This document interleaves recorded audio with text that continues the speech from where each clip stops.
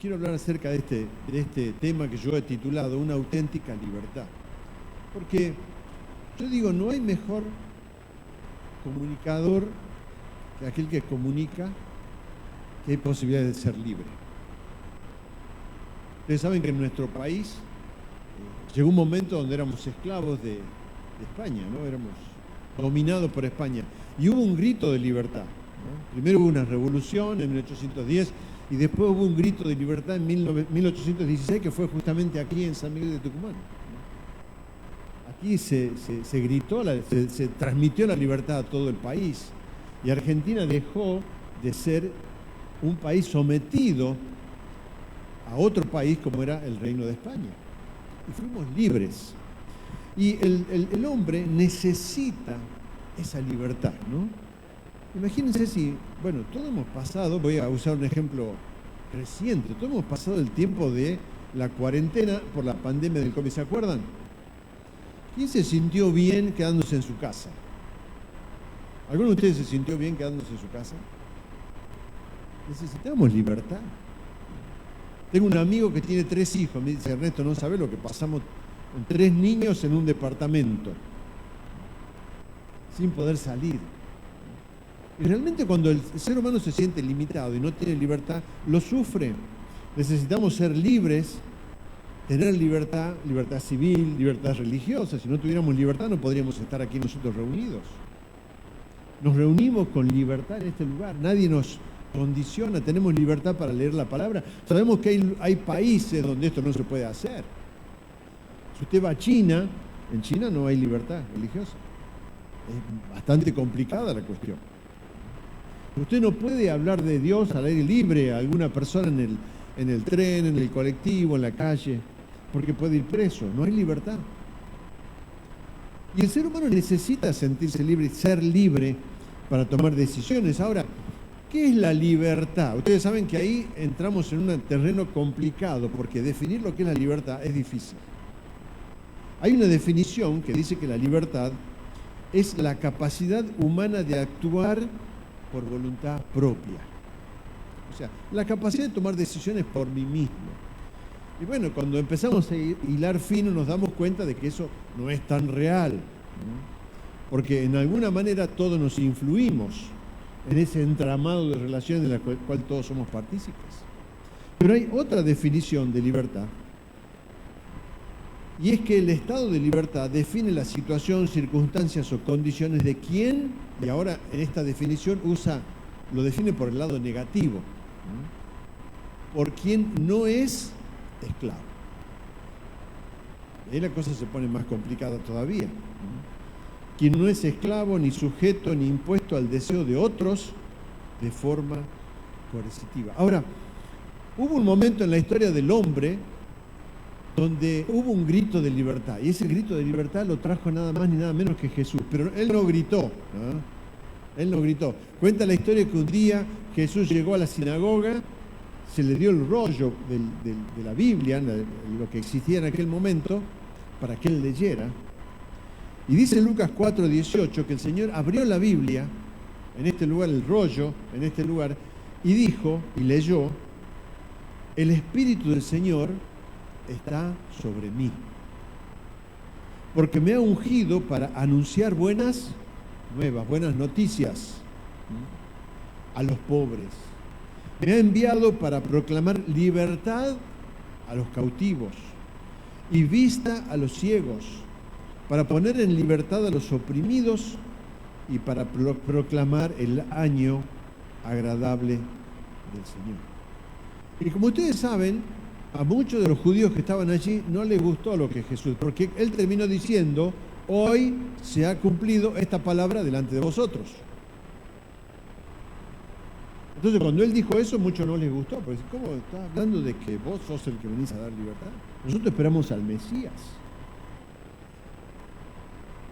Y en otro episodio Jesús se encuentra otra vez en medio de los judíos, de la gente con la que siempre, ustedes vieron que a Jesús siempre lo seguían, él siempre estaba hablando, él siempre estaba enseñando. Y en Juan capítulo 8, nuevamente Jesús habla delante de la gente y dice, Jesús le dijo a la gente que creyó en él, ustedes son verdaderamente mis discípulos si se mantienen fieles a mis enseñanzas. Y ahora viene lo que nos interesa a nosotros.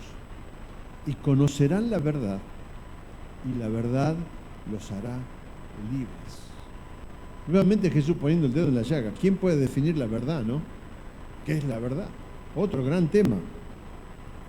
Pero dice que los que estaban allí le dijeron, nosotros somos descendientes de Abraham. Le respondieron, nunca hemos sido esclavos de nadie. O sea, los judíos que estaban con él le dicen, nosotros somos hijos de Abraham, somos miembros de la familia de Abraham, no somos esclavos de nadie. ¿Qué quiere decir con que los hará libres? Jesús contestó, les digo la verdad, todo el que comete pecado es esclavo del pecado. Un esclavo no es un miembro permanente en la familia, pero un hijo sí forma parte de la familia para siempre. Así que si el Hijo los hace libres, ustedes son verdaderamente libres. Jesús no estaba hablando de una libertad física, no estaba hablando de la libertad de expresión, no estaba hablando de la libertad periodística, no estaba hablando de la libertad económica, no estaba hablando de la libertad de ser esclavos de otro país. En ese momento los judíos estaban siendo dominados por los romanos, o sea que esto de que eran tan libres no era tan cierto. Ahora, lo que los judíos le dicen es, nosotros somos hijos de Abraham, no tenemos pecado. Yo les parafraseo, ¿no?, lo que los judíos le estaban respondiendo a Jesús. Nosotros somos hijos de Abraham, no tenemos pecado, somos los elegidos. Ahora Jesús les cambia el término, dice, si vos cometés pecado, sos esclavo del pecado. ¿De qué libertad estaba hablando Jesús? No estaba hablando de una libertad física, estaba hablando de la libertad interior. Estaba hablando de una libertad que yo voy a tratar de explicar a qué se refiere eso, porque de eso se trata lo que vamos a hablar en esta mañana, porque Jesús dice, yo he venido para traer libertad a los cautivos. ¿Cautivos de qué? ¿Cautivos de Roma? ¿Cautivos del imperio? No, cautivos del pecado. Y hermanos, todos nosotros sabemos que cuando Cristo nos salva, cuando nosotros recibimos a Cristo, Cristo nos hace libres. ¿De qué nos hace libres? De muchas cosas, pero nos hace libres del pecado, de esto que Él estaba diciendo. Nos hace libres de la muerte, no de la muerte física, todos vamos a morir, sino de aquella separación eterna de Dios, porque la muerte espiritual es estar separado eternamente ¿de quién?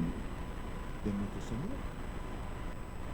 Y el pecado causó eso, el pecado causó la muerte, por eso el apóstol dice, cuando entró el pecado, entró la muerte, y la muerte pasó a todos, por cuanto todos pecamos. Entonces, Jesús está hablando de esa libertad. Y hermanos, yo quiero hablarles de dos aspectos de esa libertad. Lo primero es libres de qué. Porque cuando vos le das libertad a alguien, lo estás liberando de algo. Le estás dando la libertad de algo que lo retenía, que lo esclavizaba, que lo mantenía esclavo. Y hermanos, lo primero que Cristo hace es Él nos libra. ¿De qué? Nos libra del pecado, de la muerte y de la culpa. ¿Por qué? El apóstol Pablo en Romanos capítulo 3, él dice, ahora bien, llegamos a la conclusión de que los judíos somos mejores que los demás. O sea, lo mismo que le decían los judíos a Jesús, que ellos eran hijos de Abraham, que eran mejor que todos porque eran el pueblo elegido. El apóstol Pablo retoma el tema cuando le escribe a los romanos y le dice, llegamos a la conclusión de que los judíos somos mejores que los demás. Y miren lo que él responde, para nada. Pablo era judío. Y era judío de judíos. Si ustedes quieren leer el currículum de Pablo, lean Filipenses capítulo 3. Dice, yo era fariseo de fariseos en cuanto a la ley irreprensible. O sea, ¿quién más podía decir de él que él era del pueblo elegido? Sin embargo, él llega a esta conclusión y dice, no somos mejores que los demás, para nada somos mejores. Tal como acabamos de demostrar todos, sean judíos o gentiles, o sea, no solamente el pueblo judío, sino todos los demás, están bajo el poder del pecado. Lo que el apóstol está diciendo es, usted y yo, él, Pablo en aquel momento, los judíos que lo rodeaban, todo ser humano, dice él, somos esclavos del pecado. Como dicen las Escrituras, no hay justo, no hay ni un solo justo, ni siquiera uno. Nadie es realmente sabio, nadie busca a Dios.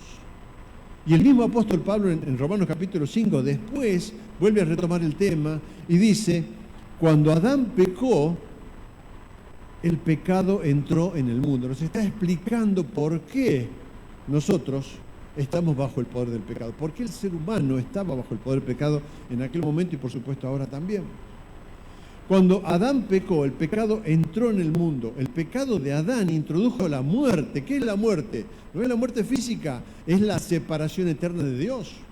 O sea, a raíz del pecado que entró a través de Adán, usted y yo estábamos separados de Dios. Estábamos alejados de Dios. De modo que la muerte se extendió a todos, por cuanto todos pecaron. Y hermanos, ¿sabes una cosa? El que trae libertad del poder del pecado es Jesús. Él dice, yo he venido para liberar a los cautivos. ¿Qué cautivos de qué? Cautivos del pecado. ¿Por qué? Porque dice, Jesús derrotó al pecado y a la muerte en la cruz. Cuando Jesús murió, Él trajo para tu vida y para mi vida libertad del pecado. Y nos dio la posibilidad de ¿qué? De acceder a la presencia de Dios. Nos dio la posibilidad de ser hijos de Dios. Por eso el apóstol Juan dice, todos los que le recibieron, los que creen en su nombre, Él les dio el derecho de ¿qué? De ser llamados hijos de Dios. Entonces lo primero que les quiero comentar esta mañana es que Jesús nos hace libres del poder del pecado. O sea, lo que el pecado producía en usted y en mí, que era alejarnos de Dios, separarnos de Dios, estar destinados a una separación eterna de Dios, no poder disfrutar de nuestra relación con Dios. Jesús abrió el camino para que podamos tener. Jesús abrió el camino para que usted y yo podamos disfrutar de nuestra relación con Dios, para que podamos estar conectados con Dios. Ya no estamos más separados, usted y yo no estamos más separados. ¿Por qué? Porque Jesús abrió el camino para que podamos relacionarnos con Dios. ¿Por qué? Porque Él triunfó sobre el pecado, sobre la muerte. Y nos trajo libertad. Y este es el primer aspecto, hermano, en el cual Dios nos libera. Él nos libera de la culpa, nos libera del poder del pecado, nos libera para que podamos tener una relación con Él. Pero en segundo lugar, hay otro aspecto de la libertad. Y eso, obviamente, esto es algo individual. Es algo que Dios hace en tu vida y en mi vida. Si yo recibo a Cristo, mi esposa no va a recibir nada de eso, a menos que ella también reciba a Cristo. Porque es algo individual, nadie lo puede hacer por otro. Vos podés nacer en una familia cristiana, yo puedo nacer en una familia cristiana. Los judíos pensaban, porque nosotros somos hijos de Abraham, entonces somos el pueblo elegido. Y Jesús le dice, no muchachos, no se equivoquen, ustedes son el pueblo elegido, pero necesitan igualmente ser libres del poder del pecado. Por eso es algo individual. Ahora, en segundo lugar, lo segundo de lo cual Cristo nos hace libres, Dios nos hace libres, Él nos hace libres de nuestro propio yo. Usted dirá, Ernesto, ¿qué significa esto? Ustedes saben que los judíos se consideraban hijos de Abraham y tenían una postura muy, podríamos decir así, muy segura. Nosotros somos mejores que todos los demás. ¿Cómo calificaríamos nosotros una postura así hoy en día? Diríamos, esta persona es orgullosa. No, yo nací, entonces soy en este pueblo, entonces soy superior a todos los demás. Y eso tiene que ver con una necesidad que tenemos los seres humanos de conseguir cosas para sentirnos bien. De tener cosas para sentirnos bien. Saber que soy descendiente de para sentirme bien. Y ellos decían, nosotros somos hijos de Abraham, y con eso se sentían bien. Ahora, hermanos, el primer pecado del ser humano, ¿saben cuál es? Es el egocentrismo. ¿Qué es el egocentrismo? Yo soy el centro del universo. Todo pasa por mí. Eso es lo que los judíos le decían a Jesús. Jesús, ¿qué nos estás hablando? Nosotros somos hijos de Abraham, todo pasa por nosotros. Nosotros somos el pueblo elegido. ¿Qué nos interesa lo que pasa con los demás? Nosotros tenemos todo lo que hay que tener. Ahora, el ser humano por naturaleza es egocéntrico. Cuando el bebé nace, ¿qué quiere? Que papá y mamá estén encima de él, ¿no? ¿Quién que tiene hijos no ha tenido que enseñarle a sus hijos a no ser egocéntricos? Parece que nacemos con el chip del egocentrismo. Queremos todo para nosotros y a medida que vamos creciendo, vamos entendiendo y aprendiendo. Pero cuando somos egocéntricos, lo que hacemos es invertir los mandamientos. O sea, no... ¿Se acuerdan cuál era el primer mandamiento? Amarás al Señor tu Dios. Los judíos le preguntaban a Jesús, ¿cuál es el primer mandamiento? ¿Cuáles son los mandamientos más importantes? Jesús le dice, amarás al Señor tu Dios.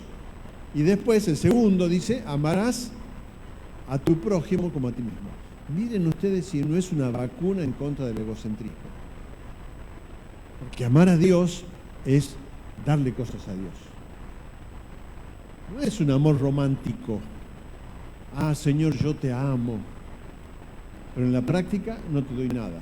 No, el amor a Dios es una... Para que sea amor se tiene que notar. Yo tengo que ofrecerme a Él. Y lo mismo cuando amo al prójimo. Cuando amas a tu prójimo, estás dispuesto a dar cosas a tu prójimo. Ahora, cuando Cristo vino, Él vino para sacarnos de ese egocentrismo. Y esto era lo que Jesús le quería decir a los judíos. No se confíen en que ustedes son hijos de Abraham. Ustedes necesitan ser libres como todos los demás. Ahora, los judíos eran egocéntricos. No, nosotros la tenemos toda resuelta porque somos hijos de Abraham. Tenemos todo lo que necesitamos. Sin embargo, Jesús les dice, muchachos, no es así, ustedes son esclavos del pecado. ¿Necesitan libertad igual que cualquier otro? Y hermanos, nosotros, los seres humanos, necesitamos libertad del egocentrismo. Y usted dirá, ¿por qué? ¿Por qué necesito ser libre del egocentrismo? Hermanos, cuando yo soy egocéntrico, termino sufriendo y haciendo sufrir a los demás. Y te voy a explicar por qué. Cuando yo soy egocéntrico, quiero cosas para mí. Que todos me amen, que todos me atiendan, que todos me den cosas. No importa si yo les doy a los otros, pero yo quiero para mí. En el fondo, cuando yo soy egocéntrico, lo que estoy demostrando en la realidad, cuando uno analiza toda la situación, es que en realidad soy una persona que carezco. Por eso necesito. Porque cuando vos tenés todo, ¿qué necesitas? Nada. Ahora, cuando no tenés nada, ¿qué necesitas? Necesitas todo. Necesitas que todos te den cosas. Y si alguien no te da cosas, si alguien no te atiende, no te trata como vos querés, ¿qué haces? ¿Qué hago yo? Me enojo. Digo, no, vos tenés que amarme, vos tenés que servirme, vos tenés que darme. Entonces, la conclusión a la que llegamos es que cuando somos egocéntricos, nunca llegamos a sentirnos totalmente satisfechos. Nunca llegamos a sentirnos completamente íntegros. Parece que siempre nos falta algo. Mire, yo conocí mucha gente, por ejemplo, que tenía mucho dinero. Sin embargo, quería seguir acumulando dinero. Yo decía, ¿para qué querés tanto? No, yo quiero tener más. No sé por qué, pero quiero tener más. Claro, esa persona no se detuvo a pensar por qué quería más. Me acuerdo de personas millonarias. Vivían vidas miserables. Porque estaban siempre queriendo más, queriendo más, queriendo más. El egocentrismo te hace vivir una vida miserable. ¿Por qué? Porque parece que nunca llegás a la meta. Nunca llegás a tener todo lo que te satisface, ¿no? Conseguiste esto, bueno, ya lo conseguí, listo. Ahora voy a conseguir aquello, ya lo tengo listo. Entonces voy a buscar otra cosa. Y así estamos corriendo. ¿Vieron como el burro cuando le ponen la zanahoria delante? ¿Qué hace el burro? Camina, ¿por qué? Porque quiere, ¿qué? La zanahoria. ¿Cuándo le alcanza la zanahoria? Nunca. Y hermanos, el egocentrismo es algo similar. Yo intento llenar algo, pero parece que no se llena nunca. Parece que siempre estoy queriendo más. Entonces, el egocentrismo me hace sufrir. Pero no solamente me hace sufrir a mí, hace sufrir a todos los que están a mi alrededor. Imagínate yo casado con mi esposa, y yo quiero que ella me atienda, que ella me dé cosas, que me trate bien, que me haga la comida, que me planche la ropa, y yo nunca hago nada por ella. ¿A quién estoy haciendo sufrir? ¿Estoy haciendo sufrir a mi esposa? Si yo quiero que mis hijos me den todo y yo no les doy nada a ellos, porque yo soy el que necesito, yo soy el centro de todo, mis hijos sufren. Cuando soy egocéntrico, lo único que logro es tener una vida de sufrimiento. Y esto es lo que Jesús vino a cambiar. Y ustedes dirán, ¿cómo cambia Jesús eso? Ya lo vamos a ver. Porque el egocentrismo te puede satisfacer. El egocentrismo te puede dar paz y seguridad. Conozco mucha gente que dice, no, quiero tener más propiedades y por las dudas. Por si me pasa algo en el futuro, y acumulaban.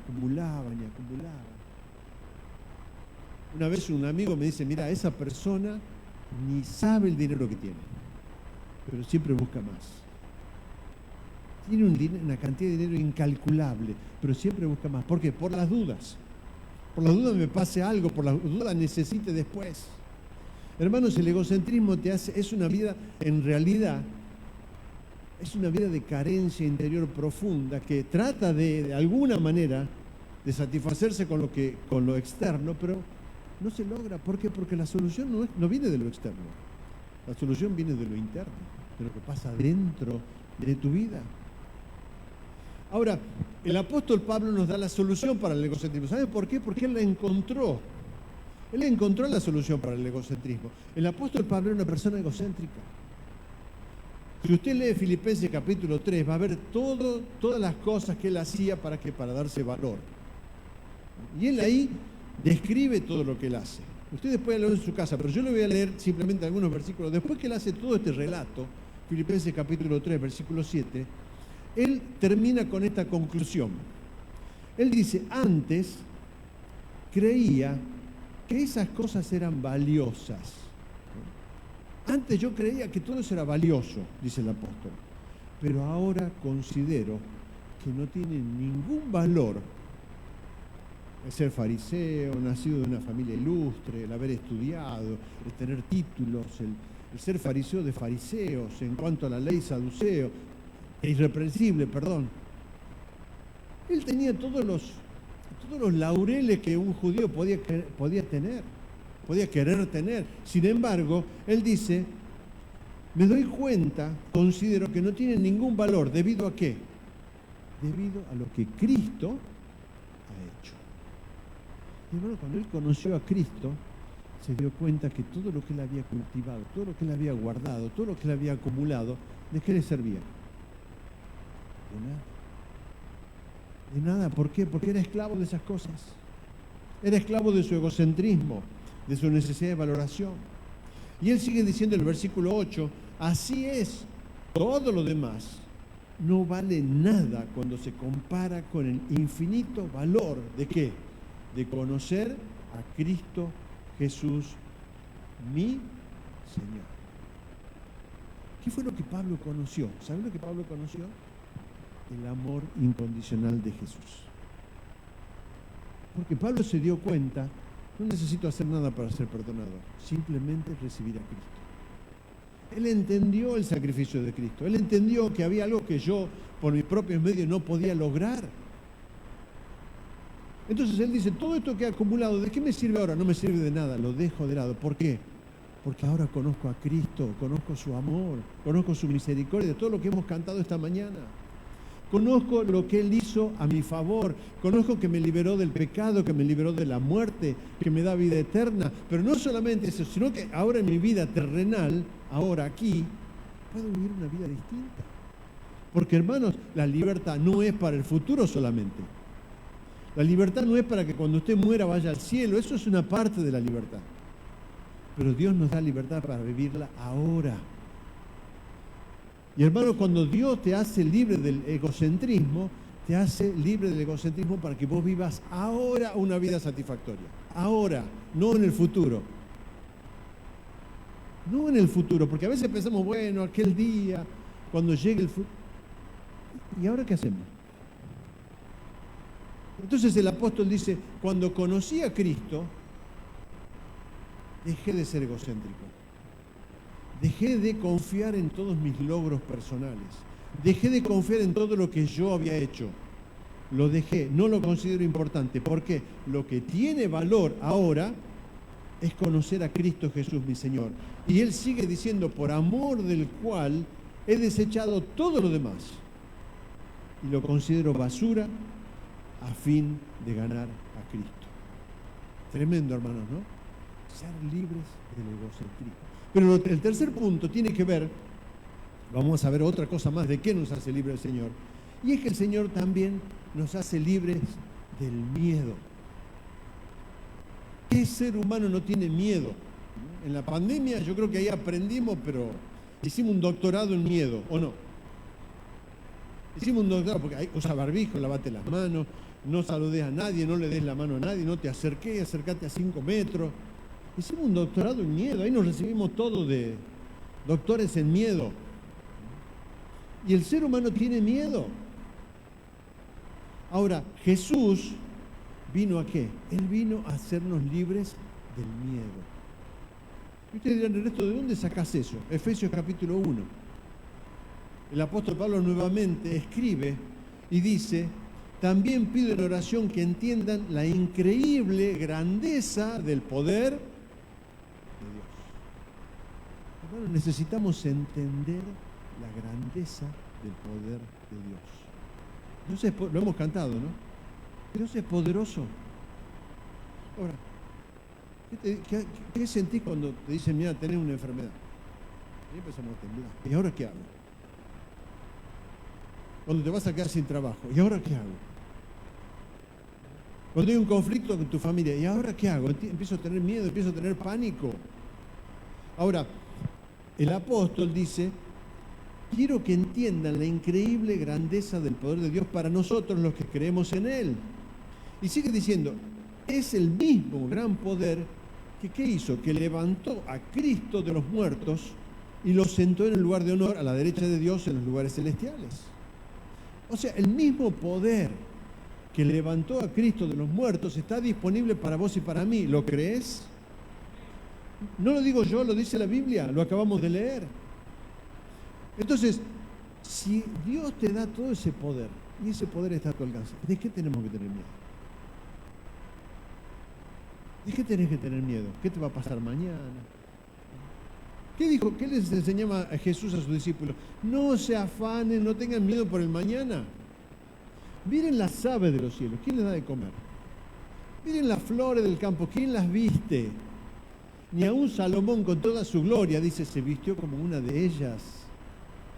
Eso lo hace Dios por su poder. ¿Por qué no lo va a hacer en tu vida? ¿Por qué no lo va a hacer en la mía? Y esto es lo que el apóstol estaba diciendo, explicándole a los efesios, que Dios los libraba del miedo, del temor.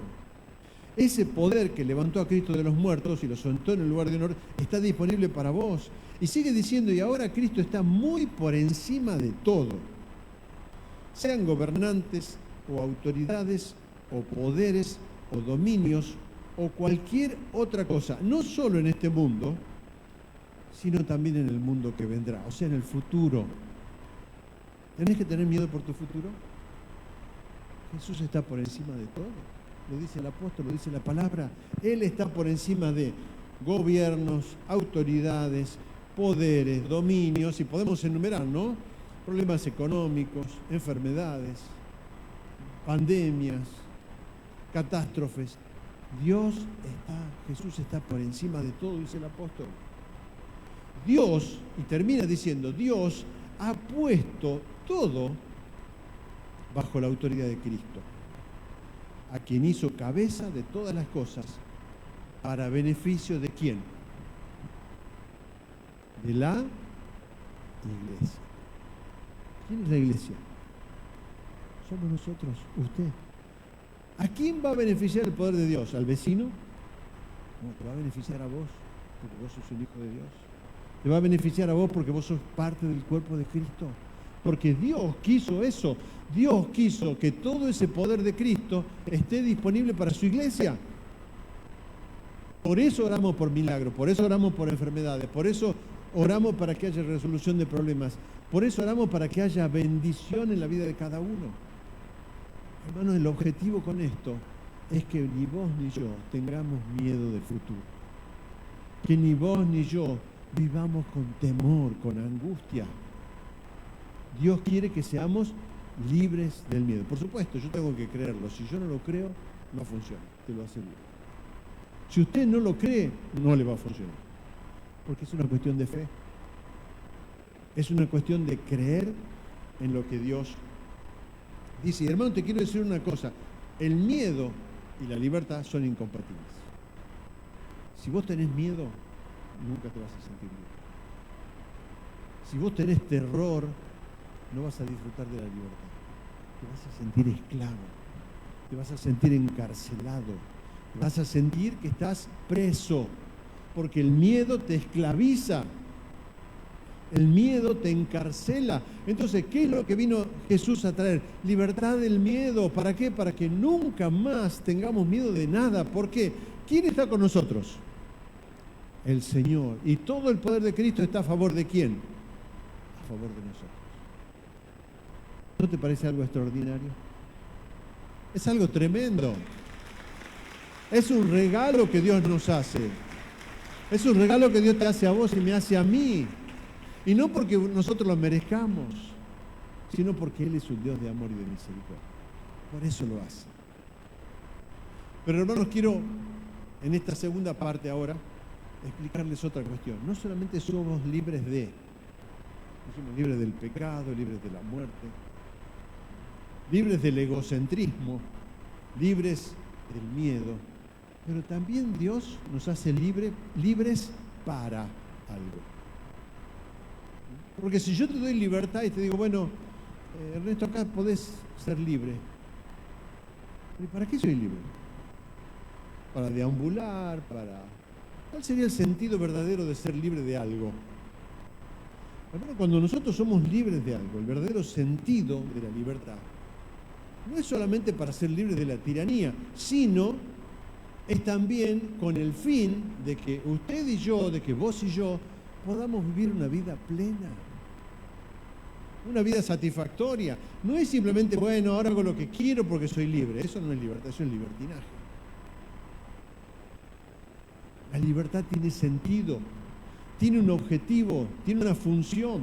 Entonces, Dios quiere que esa función sea que vos y yo tengamos una vida plena, que no nos sintamos carentes de nada, que no nos sintamos en la vida sin objetivo, sin sentido, sin saber a dónde vamos. Ahora, siempre la libertad nos permite disfrutar aquello de lo cual se nos privó por la falta de libertad. Por ejemplo, cuando no hay libertad de prensa, de repente los periodistas pueden contar lo que quieren, entonces se sienten libres porque pueden contar lo que ellos quieren. Cuando hay libertad religiosa, libertad de culto, las distintas religiones pueden celebrar sus cultos. Antes no podían, ahora lo pueden hacer. O sea que tienen un sentido esa libertad. En el caso de la libertad racial, sabemos que hay países donde hubo mucha complicación con lo racial, ¿no? Había personas de color que no podían ir a ciertos lugares donde las personas blancas sí podían ir. Cuando hubo libertad, eso ya no dejó de existir. Entonces, una persona de color podía ir a cualquier otro lugar sin ningún inconveniente, podía hacer aquello para lo cual antes estaba limitado. Esto nos lleva, hermanos, a reflexionar en que la verdadera libertad, y quiero que me escuche bien aquí, es libertad para asumir nuestro verdadero yo tal como Dios nos hizo y quiso que fuéramos. ¿Me entienden? Cuando hablo del yo no hablo del egocentrismo, hablo de mí. La verdadera libertad Dios nos la dio. ¿Para qué? Para que yo pueda llegar a ser aquella persona que Dios quiso que fuera. Y aquí entramos en otro asunto, ¿no? Porque yo digo, bueno, ¿para qué Dios me hizo? ¿Qué Dios quiere que yo sea siendo libre? Ahora, ¿Dios es libre? Dicen ustedes, ¿Dios es libre? Ahora, si Dios es omnipotente y omnipresente, ¿quién lo puede limitar? ¿Alguien lo puede limitar a Dios? No, es libre. Pero, ¿en qué consiste la libertad de Dios entonces? Bueno, la libertad de Dios consiste en que Él es totalmente, siempre el mismo. Nada lo limita.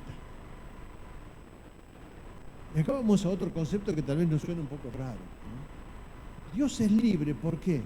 Porque nadie puede impedir que Él sea quien es. Nadie lo puede limitar. Yo no puedo limitar a Dios. Ningún ser humano puede limitar a Dios. No hay poder que pueda limitar a Dios. No hay poder que pueda ponerle un límite a Dios. Entonces la libertad de Dios consiste en que Él es el mismo siempre. Por eso la palabra dice que Dios es el mismo hoy, ayer y por los siglos. ¿Por qué Dios puede ser siempre el mismo? Porque Él es libre. ¿Entendés el concepto? Dios no cambia. Segundo de Timoteo capítulo 2 versículo 13 dice, si somos infieles, Él permanece fiel. ¿Por qué? Porque Él no puede negar quién es. Él no puede ser alguien que Él no es. Él no puede dejar de ser en su esencia lo que Él es. Y en eso consiste la libertad de Dios. Dios es libre porque Él es siempre el mismo. Entonces, la libertad de Dios es libertad para ser el mismo. Nuestra libertad consiste en que nosotros seamos también aquellas personas como Dios quiso que fuéramos. Y esto nos lleva a darnos cuenta de que el pecado es lo que verdaderamente cambió nuestra libertad. El pecado es lo que nos esclavizó. Por eso Jesús dijo, ustedes necesitan ser libres ¿de qué? Del poder del pecado, porque el poder del pecado los hace ser personas como, yo no los creé para eso. Yo no los hice para eso. Yo no creé en el Edén, Adán y Eva, para que fueran esto. Esto vino como consecuencia del pecado. Entonces, cuando nosotros somos libres del poder del pecado, ¿somos libres para qué? Para volver a ser ¿qué? Aquello que Dios quiso que fuéramos desde el principio. Aquello que Dios quiso que fuéramos desde el principio. Ahora, la libertad de toda criatura, de toda persona y todo ser viviente, está limitada por la naturaleza que Dios le ha dado. Por eso, hermanos, las vacas no vuelan. ¿Para qué fue creada la vaca? ¿Para volar o para caminar? Para caminar, por eso las vacas no vuelan. ¿Para qué fue creado el pájaro? ¿Para volar o para caminar? Para volar, el pájaro puede volar porque fue creado para eso. ¿Para qué fuiste creado vos? ¿Para qué fui creado yo? ¿Sabés para qué fuimos creados? Ahora, ¿cuánto el poder del pecado ha desdibujado aquello para lo cual Dios te creó? ¿Te das cuenta? El pecado desdibujó, transformó todo lo que Dios quería que vos y yo fuéramos. Por eso necesitábamos ser libres del poder del pecado. ¿Para qué? Para volver a hacer lo que Dios quiso desde el principio. Y esto, hermanos, es lo que verdaderamente transforma nuestra vida. Ahora, el ser humano tiene una necesidad básica. ¿Cuál es la necesidad básica del ser humano? Bueno, no hablo en el sentido físico, digo en el sentido vivencial. ¿Qué es lo que usted y yo más necesitamos? ¿El dinero? ¿Una casa para vivir? ¿Qué es lo que usted y yo necesitamos imperiosamente para vivir? Necesitamos el amor. Sin amor nadie vive. ¿Y sabes por qué necesitas el amor? Porque Dios te creó así. Dios te creó para amar y para ser amado. Para eso te creó Dios. Ahora, el pecado no te deja vivir eso. ¿Por qué? Porque el pecado te transforma en un ser egocéntrico. Porque el pecado te hace vivir con miedo. El pecado te aleja de Dios, me aleja de Dios. Por eso necesitamos ser libres de. Ahora, ¿para qué somos libres? Para que podamos volver a vivir aquel. ¿Qué cosa? Aquello para lo cual Dios nos creó. ¿Y para qué Dios nos creó? Dios nos creó para amar y para ser amados. Y disfrutar de la relación con Él. Porque la Biblia lo dice, de tal manera amó Dios al mundo. ¿Qué fue lo que más le interesó a Dios que los seres humanos conociéramos? Que conociéramos su amor. Por eso, dice, envió a su Hijo Jesucristo. Para que todo el que confíe en Él, el que cree en Él, se transforme en un hijo de Dios y pase a ser miembro de la familia de Dios. Hermanos, necesitamos el amor como el pez necesita el agua. En el amor es cuando nos encontramos a nosotros mismos. Cuando volvemos a nuestro origen, a nuestro diseño, podemos decirlo así, a nuestro diseño original. Dios te creó a vos y a mí, ¿para qué? Para amar y para ser amado. Por eso el primer mandamiento dice, amarás ¿a quién? Al Señor. Y el segundo, amarás a tu prójimo. Necesitamos el amor, nada de esto es casual. Ahora, hermanos, Dios es amor en su esencia y Él nos hizo seres necesitados de ser amados y de amar. Miren lo que dice 1 de Juan 4:9. Dice, Dios mostró cuánto nos ama al enviar a su único Hijo al mundo. A su único Hijo, no tenía otro. A su único Hijo lo mandó al mundo. ¿Para qué? Para que tengamos vida eterna por medio de Él. En esto consiste el amor verdadero, no en que nosotros hayamos amado a Dios, sino en que Él nos amó a nosotros y envió a su Hijo como sacrificio para quitar nuestros pecados. ¿Qué fue lo que Dios hizo? Dios quiso restaurar ese diseño original y lo hizo a través de Jesús. Y cuando Él mandó a Jesús, nos hizo libres del pecado, nos hizo libres de la muerte, nos hizo libres del egocentrismo para volver a hacer aquello que Dios creó originalmente allí en el Edén. Nos hizo libres para que ya no tengamos miedo, para que estemos siempre acompañados. Por eso puso el Espíritu Santo en tu vida y en mi vida, para que Dios esté presente con nosotros y no tengamos más miedo. Por eso, hermanos, Él nos hizo a su imagen. Génesis 1 dice, hagamos al hombre, ¿cómo? A nuestra imagen y semejanza. Dios quería que fuéramos como Él. Que fuéramos personas que amen y que reciban amor, que den amor y que reciban amor. Y esto fue lo que Dios hizo. Hay un autor que dice, no es cuando respiro, sino cuando amo que vivo. No es cuando respiro, sino cuando amo, ahí me siento vivo. Y decime si no es así. Vos podés disfrutar del amor con tu esposa, con tu esposo, con tus hijos, con tus hermanos. Cuando podés disfrutar el amor en la congregación, en la iglesia. Porque el amor de Dios, hermano, no es algo etéreo, no es algo romántico, es algo concreto. Dios lo hizo a través de la muerte de Cristo. Y lo hace todos los días en nuestra vida para que nosotros podamos disfrutar de eso. San Agustín dijo, el alma vive donde ama, no donde existe. O sea, usted se va a sentir vivo, vos te vas a sentir vivo cuando ames, no simplemente porque vivís, no simplemente porque existís. Y esto fue lo que Dios quiso que nosotros entendiéramos, que Él nos trajo al mundo, nos puso en el mundo para que lo conociéramos, para que pudiéramos volver a reconectarnos con Él. Para eso mandó a Jesús, para que usted y yo podamos ser libres. Pero ¿qué es ser libre? No es el libertinaje. Ser libres es volver al diseño original de Dios. ¿Para qué Dios nos hizo? Dios nos hizo para amar y Dios nos hizo para ser amados. La verdadera libertad, entonces, hermanos, es para que yo sea mi verdadero yo, pero no como yo quiero, sino como Dios me hizo, como Dios lo quiso. Entonces, ¿cuándo me siento satisfecho? Cuando vuelvo a ese diseño. Cuando digo, Señor, gracias por esa libertad. Quiero vivir esa libertad. Quiero vivir esa libertad dentro de ese propósito. ¿Por qué? Porque he sido creado para eso. Usted y yo hemos sido creados para eso. No hemos sido creados para otra cosa. Y hermanos, amar es darse y darse a uno mismo.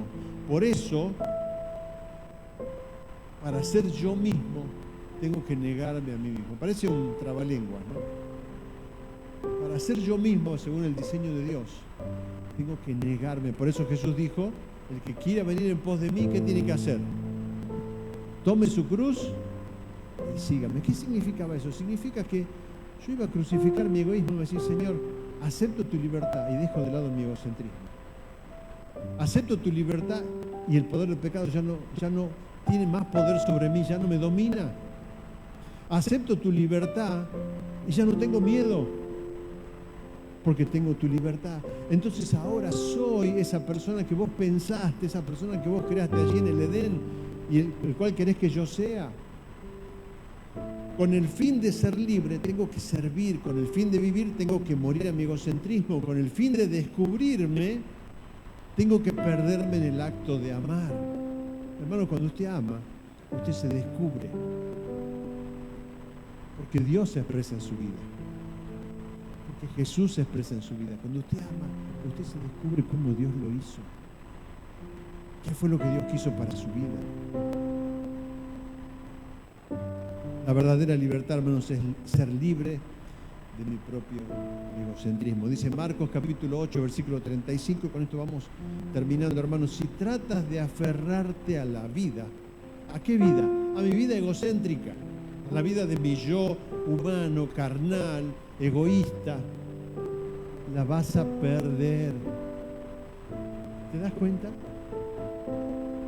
Pero si entregás tu vida por mi causa y por causa de la buena noticia, la vas a salvar. Cuando entregás tu vida, dejas de lado el egocentrismo, el miedo, el poder del pecado ya no te domina.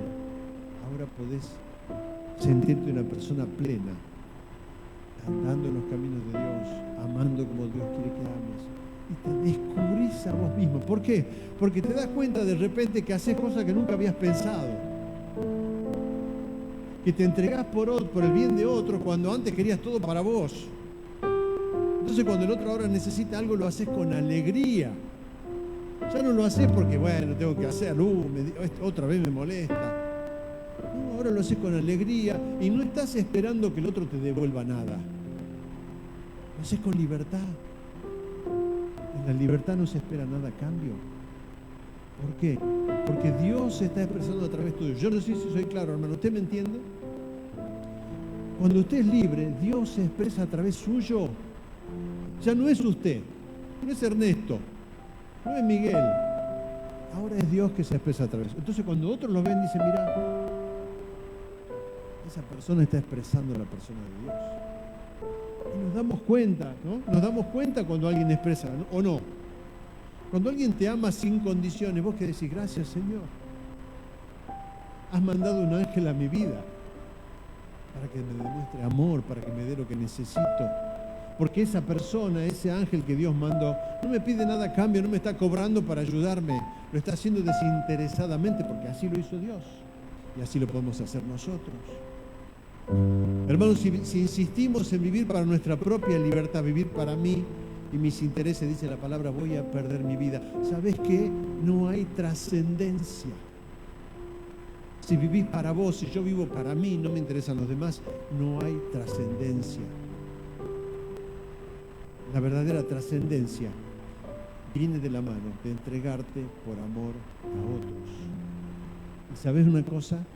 Ahí te descubrís a vos mismo. Ahí te sentís feliz, te sentís cómodo, te sentís satisfecho. Porque ya no dependes de, bueno, yo voy a dar para que otro me dé. Le doy, sí, me devolvés, ¿no? Si no, no te doy nada. Ahora lo haces desinteresadamente. ¿Por qué? Porque te sentís libre. ¿Quién te va a dar todo lo que vos necesitas para que tengas para dar? Te lo va a dar tu Padre. Porque Él te creó para eso.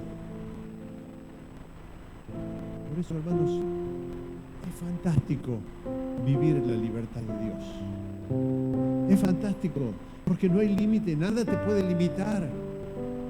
Ahora sos libre para vivir para lo que Dios te creó. Sos libre para cumplir lo que Él quiere hacer con tu vida. ¿Qué quiere hacer con tu vida? Yo no lo sé, pero hermano, ¿sabés qué? Vos vos y yo tendríamos que preocuparnos por saberlo y por entender. ¿Por qué? Porque ahí no hay límite. No hay ningún límite, nada te puede detener. Nada te puede limitar. Cuando Dios obra en tu vida, nada te puede limitar, porque a Él nada lo limita. Pero hermano, tiene que ser un abrirte al obrar de Dios. Decirle, Señor, ¿qué querés hacer con mi vida? Aquí estoy. Me has hecho libre para amar. Me has hecho libre para servir. Y ahí es cuando me siento pleno, cuando puedo amar, cuando puedo servir, cuando puedo dar sin esperar nada a cambio. Hermano, solo la entrega a Dios y a los demás me devuelve la libertad de vivir para lo que fui creado y elegido por Dios. Bueno, esto es lo que Dios quiere hacer en tu vida. Nos ponemos de pie, vamos a orar. Y te quiero invitar a que vamos a cantar una canción ahora. Y te quiero invitar que si realmente entendiste esto, que es tan profundo, voy a tomar en esta mañana la decisión de decir, Señor, gracias. Bueno, la decisión en realidad, hermano, que tenemos que tomar es aceptar la libertad que Dios nos da. Porque no podemos hacer nada para merecerlo. Lo único que podemos hacer es aceptarla, recibirla, decir, Señor, gracias porque me das esa libertad. Y no es una libertad para que yo haga lo que quiera con mi vida. Es una libertad para que yo verdaderamente entienda para qué fui creado y pueda vivir en esa voluntad, en ese diseño. Entonces, cuando yo puedo vivir en ese diseño, en esa voluntad, me siento pleno. ¿Por qué? Porque es para lo que fui creado. Para eso Dios te creó.